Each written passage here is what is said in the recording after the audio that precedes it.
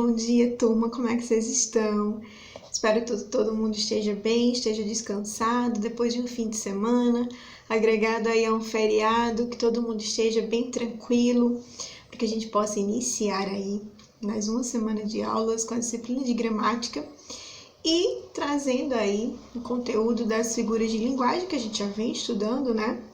E só para relembrar um pouquinho a memória de vocês daquilo que a gente já tinha discutido, sobre as figuras de linguagem que também são conhecidas como figuras de estilo, tá? Que são recursos que alguns escritores utilizam para provocar um efeito interpretativo ao leitor, tá? Esses artifícios aí que são usados na linguagem, né? Quando queremos não usar o sentido real, tá? Dar o real significado daquilo que está sendo dito no texto, na fala, tá?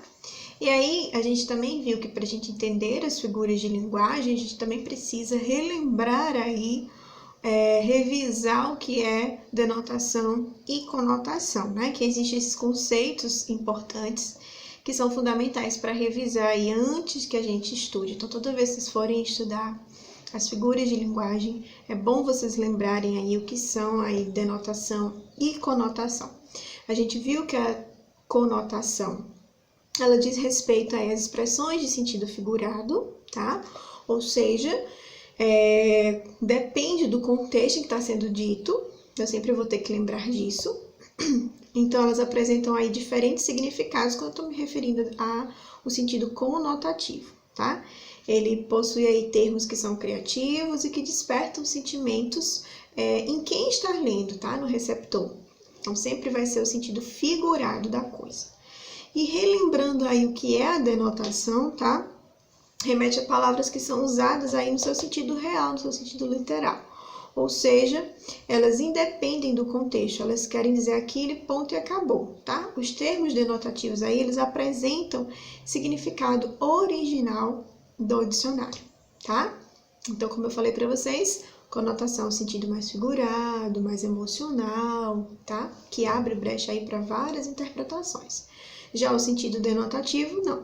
A gente volta ele mais para o sentido real, literal da coisa, tá? Mais voltado para um sentido do dicionário, quando quer dar uma definição de certa palavra, ok? E aí a gente também viu as classificações das figuras de linguagem. Lembram? Que as figuras de linguagem, né, da nossa língua portuguesa, elas estão catalogadas aí em 4 formas distintas, né? A gente já viu aí as figuras de palavras, que diz respeito ao significado das palavras. Vimos também as figuras de pensamento, né, que envolvem a combinação dos pensamentos. E para a aula de hoje, nós já teremos apenas as figuras de síntese, tá? E posteriormente, as figuras de som, né, que vão estar fazendo relação aos sons dos termos. Bom, e o que seria, professor, as figuras de síntese, né? Ou as figuras de construção? Elas correspondem aí a um grupo de palavras, de figuras de linguagem, tá? Que são utilizadas para modificar um período, tá? Ou seja, elas interferem aí na estrutura gramatical da frase, com o intuito aí de oferecer maior expressividade ao texto, tá? Assim, essas figuras que a gente chama de síntese operam de diversas maneiras na frase. Elas podem funcionar aí como uma inversão, uma repetição ou uma omissão de termos, tá? E aí, dentro das figuras de síntese, a gente vai ver aí algumas figuras que são elas, olhem só. A elipse, zeugma, hipérbato, silepse, assindeto, polissindeto, anáfora, anacoluto e pleonasmo, ok? Bom, vamos ver aí a elipse, né? A elipse, gente, é uma figura de linguagem que corresponde à omissão de palavras que podem ser localizadas na frase facilmente, tá? A gente vai ver agora um exemplo para que vocês possam ter uma noção melhor do enunciado. Mas lembre-se sempre, toda vez que eu estiver falando sobre a figura de síntese elipse, ela sempre vai estar omitindo palavras dentro da frase, tá? Mas que, na hora que a gente lê, a gente consegue perceber qual é a palavra que está faltando. Vamos para o exemplo? Daniela tem um vestido vermelho e rosa. Prefere de cor rosa. Então, quando eu digo prefere de cor rosa, eu estou me referindo a quem? Ao vestido, não é? Então, a frase corresponde a Daniela tem um vestido vermelho e um rosa, ela prefere o de cor rosa. Então, a gente omite aí um termo, né? Quem prefere? Quem é ela? Prefere o quê? A gente, na hora que lê, a gente já consegue identificar quem é o termo que está sendo omisso aí, tá? Outro exemplo nas tirinhas, né, em quadrinhos, que diz o seguinte: primeiro ele começou a beliscar entre as refeições, depois a comer sanduíches entre as refeições. Agora ele come refeições entre as refeições. Então, veja que na segunda imagem aí desse quadrinho, temos o uso de quem? Da elipse, né? Depois ele começou a comer sanduíche entre as refeições, né? Então, ele começou, então fica omisso esse termo, tá? Ó, depois a comer sanduíche entre as refeições. É como se esse termo, ele começou, estivesse oculto aí. Ele não aparece na oração, na frase, né? No quadrinho, mas a gente consegue identificar quem é, ok? E a gente vem para a figura de síntese chamada de hipérbato. O hipérbato, gente, é a alteração da ordem direta da oração, tá? Exemplo: são como os anjos os seus alunos. Os seus alunos são como os anjos, que seria a forma correta, né? A forma a ordem direta, a gente coloca numa ordem indireta. A gente coloca o contrário. Como eu falei para vocês, são como uns anjos os seus alunos. É comum a gente dizer o quê? Os seus alunos são como anjos. Então, a gente inverte. Quando há essa inversão, eu tenho um hipérbato, tá? Hipérbato aí na charge, como é que fica? Olha só. Temos: ouvir do Ipiranga as margens plácidas de um povo heróico, um brado retumbante. Ai, que fome, né? A ordem direta aí do nosso hino, né? Das margens plácidas do Ipiranga, ouviram um brado retumbante de um povo heróico. Então, quem é o povo heróico aí, né? Ele traz uma ironia, mas ele retorce aí, né? Então, a gente tem um hipérbato. Zeugma. O zeugma, gente, é a omissão de uma palavra, tá? Pelo fato que ela já ter sido usada antes. Exemplo: fiz a introdução, ele a conclusão. Então, quando eu digo fiz a introdução, ele a conclusão, o que é que eu posso entender disso aí? Fiz a introdução, ele fez a conclusão. Então, eu retiro aí uma palavra que vai ser o quê? Ele fez, né? O verbo fez. Então, quando eu retiro essa palavra, porque ela já foi usada antes, né? No caso, fiz, então dá a entender que se eu fiz, ele fez. Então, não precisa repetir. Então, quando isso acontece, ela não vai estar presente, mas eu consigo entender, eu consigo observar na leitura, ver que é um termo que já foi dito anteriormente, mas que ele não está sendo citado.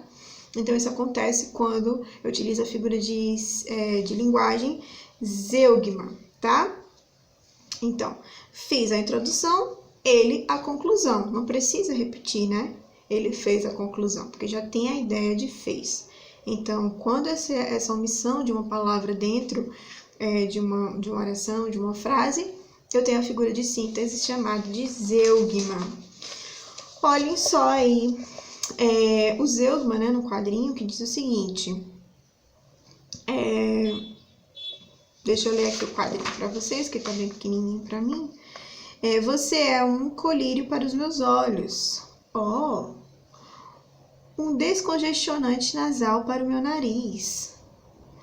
Um antiácido para o meu estômago. Tem gente que não sabe quando parar, né? Então, o zeugma é utilizado na segunda né? Nessa segunda tirinha aí que vocês estão vendo. E na terceira parte dos quadrinhos, quando ele diz você é um descongestionante nasal para o meu nariz, você é um antiácido para o meu estômago. Observem que ele só diz você é na primeira tirinha, né? Então, ele não diz nas posteriores, porque já foi utilizado esse termo. Mas a gente, quando lê, a gente subentende que ele está se fazendo referência aí a você é, né? Você é um colírio para os meus olhos, um descongestionante para o meu nariz. Então, quando ele não utiliza o termo você é mais na segunda e na terceira tirinha. Quando ele omite aí essa palavra, ele está utilizando o zeugma, tá? O polissíndeto, né? Com a figura de síntese chamada de polissíndeto, ele é o uso repetitivo de conectivos, quando eu repito demais conectivos, tá? Exemplo. As crianças falavam e cantavam e riam felizes. E quando ele vem na charge, né?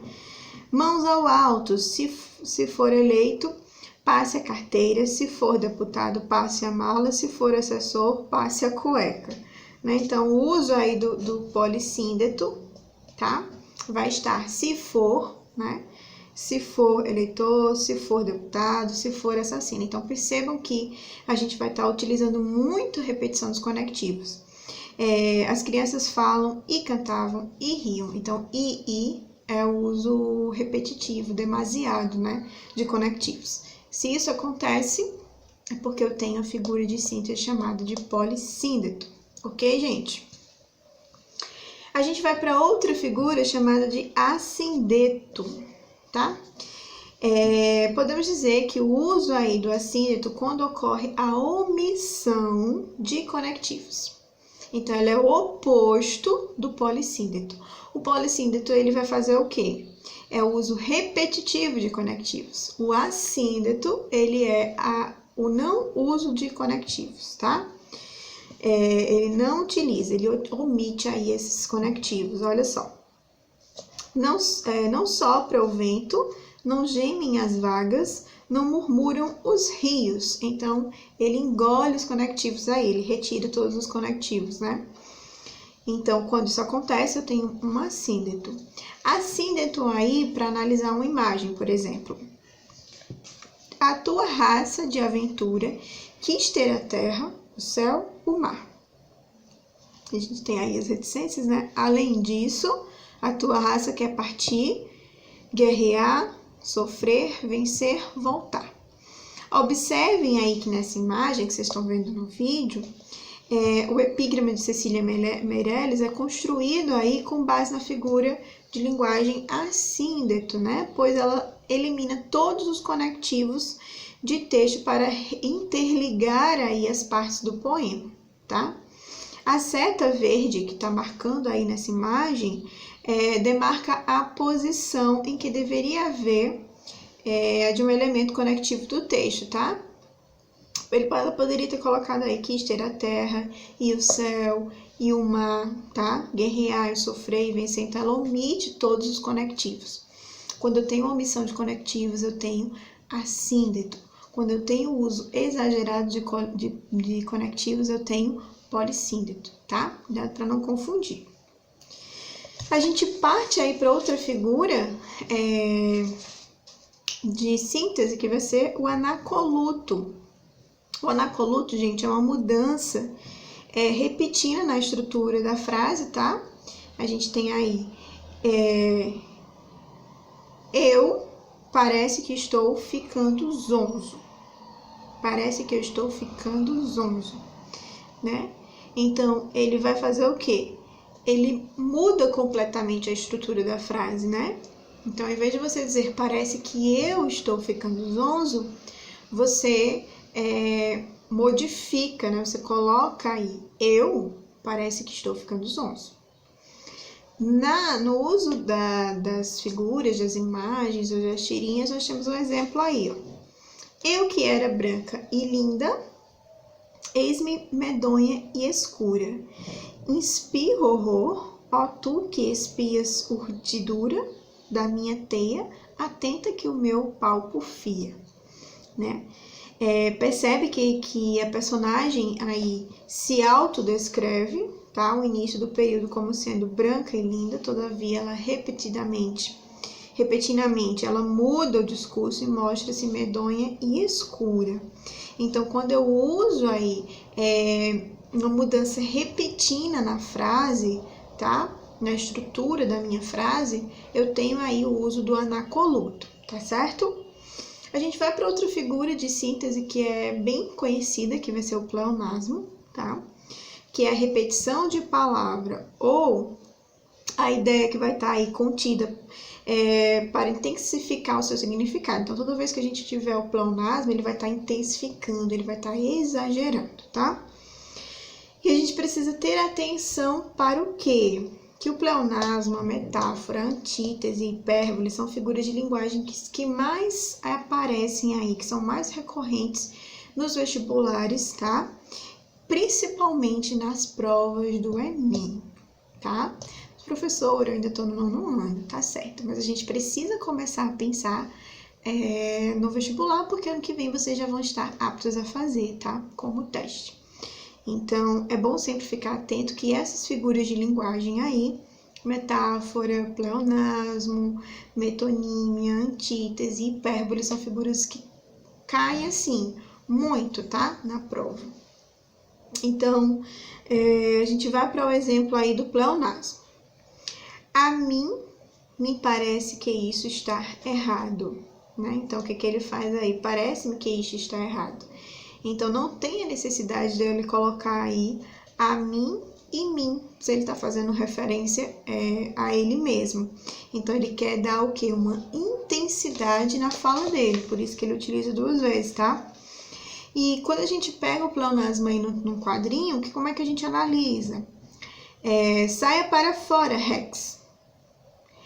Ela te enxortou com um pleonasmo? Impossível. Ela seria capaz. Então, o que era? Entendi. Levar a saia para fora. Ele faz um trocadilho aí, né? Mas quando a gente diz saia para fora, se a gente sabe que sair já é para fora, né? Entra para dentro, se a gente sabe que entrar já é para dentro. Então, utilizo esse pleonasmo, que é a repetição de palavras, tá? Quando a gente vê a silepse, tá? Que é uma concordância com o que se entende, tá? E não com o que está explícito. Ela é classificada em silepse de gênero, em silepse de número e em silepse de pessoa. Então, preste atenção, gente. Olha só. Ela é a concordância com o que se entende, tá? E não com o que está explícito na oração. Então, eu vou estar observando o que eu estou entendendo. E ela pode ser de gênero, feminino, ou masculino, e de número, singular ou plural, tá? Olha só. Quando acontece uma silepse de gênero. Vivemos na bonita e agitada São Paulo. Quando eu digo vivemos na bonita e agitada São Paulo, eu estou dizendo o quê? O que está acontecendo aí? Se a gente pegar São Paulo, é uma palavra que está no masculino, mas ela não concorda, porque a gente subentende que tem que ela está fazendo, ela está fazendo referência não a São Paulo no masculino, mas sim a cidade de São Paulo, tá? Então, silepse de gênero, tá? Vivemos na bonita e agitada cidade de São Paulo. Quando ocorre a silepse de número, né, que ela vai concordar aí com o singular plural, a maioria dos clientes ficaram insatisfeitas com o produto, né? A maioria dos clientes ficou insatisfeita com o produto. Então, a gente tem aí esse ficou aí, né, que faz referência ao número, né? No caso aí, teria que estar concordando com a gente subentende aí que vai ter quem? O número, né? A maioria dos clientes, tá? A gente subentende que sejam muitos clientes, tá? E a gente vai para silepse de pessoa, tá? Que a gente vai observar a posição, né? Essa pessoa, se é a primeira, segunda ou terceira pessoa. todos terminamos os exercícios, né? Então, a gente subentende que seja o quê? Todos terminaram os exercícios, tá? Quando eu digo todos terminamos, eu estou falando, me referindo a quem? A nós, tá?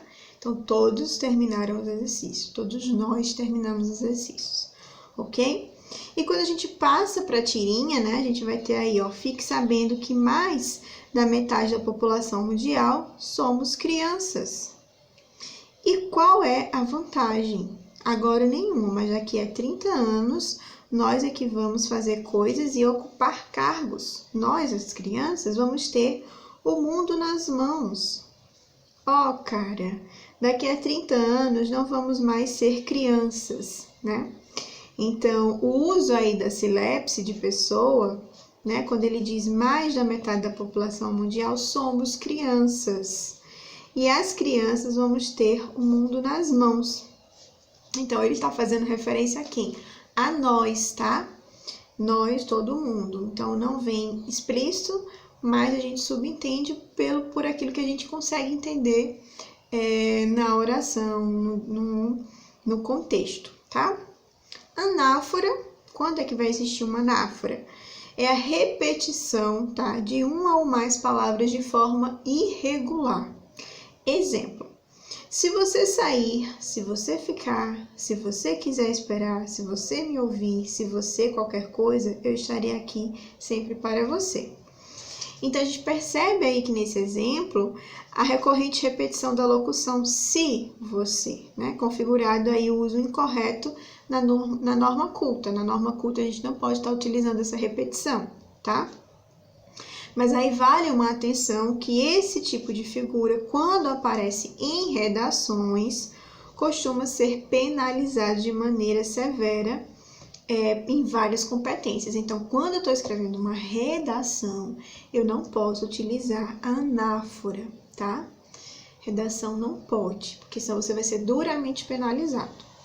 Mas, se eu tiver com a licença poética, numa música, numa poesia, num poema, posso utilizar à vontade a anáfora. Não só a anáfora, mas as figuras de linguagem inteiras, tá? Menos nas redações, tá, gente? A anáfora nas tirinhas, né? Na charge. Doutor, eu tô com falta de ar. Só, pois nesse hospital está com falta de leito, falta de médico, falta de medicamento, falta de verba. Então, observem aí o termo, né? A repetição do termo falta, falta, falta, falta, falta. Então, nesse sentido aí, né? Nesse discurso, com a licença poética, a gente pode sim utilizar a anáfora, a repetição dos termos, tá? Mas lembre, na redação não pode. Não só a anáfora, como também outras figuras. A gente tem que ter cuidado com o que a gente vai falar por conta lá do sentido, o sentido que a gente viu lá no início da nossa aula, né? Sobre denotação e conotação. Conotação com sentido figurado pode trazer várias interpretações para o leitor. E quando a gente trabalha em redação, a gente não pode trazer esses duplos significados, né? Tem que ser um significado denotativo, ok? Bom, então vocês têm aí um exercício, tá? Uma atividade para vocês responderem agora, durante a aula. Exercício de fixação, vocês respondam, eu estou esperando. Não guardem dúvidas. Teve dúvidas, eu vou sempre estar aqui para ajudar vocês, tá, pessoal? Então, mandem para mim, se comuniquem, tá? E até a próxima aula. Tchau, tchau!